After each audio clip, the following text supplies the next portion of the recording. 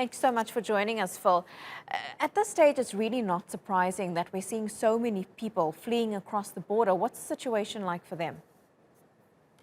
Well, they're desperate. They're fleeing in some cases on the eastern border in Karen State. They're fleeing aerial attacks by the Myanmar Air Force.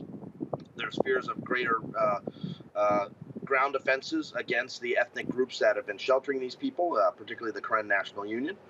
On the India side, we also see people fleeing across the border. It's a refugee crisis that's just getting started, and unfortunately, the governments in the region, particularly Thailand, are taking a very negative attitude towards this. And we've already seen one case of a pushback that was completely unnecessary and unacceptable. Well, why are they taking this negative attitude to people who simply It's are an trying to excellent get question. to a better life and to get to safety?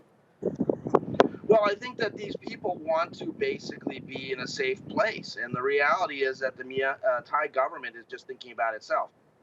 There is, of course, serious concerns about COVID-19, and everybody understands that. So if people do come across the border en masse, they have to be quarantined.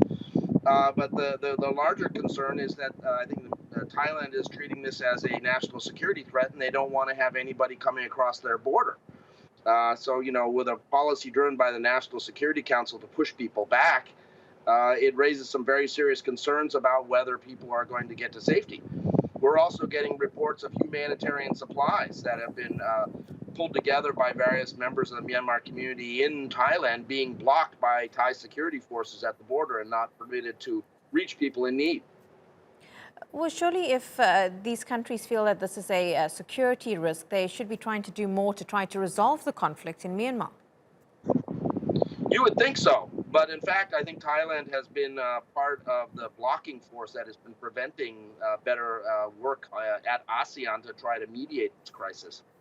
I hate to say it, but I think the situation is one where, the Myanmar military and the Thai military are seeing eye to eye on a lot of things, and that's going to cause larger problems for the refugees. And I think also for regional peace and trying to resolve this situation in a way that prevents it from spiraling into a wider civil war. Well, Phil, that's a question I wanted to touch on. Do you think that we're going to actually see this conflict turn into a civil war, considering that it's become so much more violent in the last few weeks?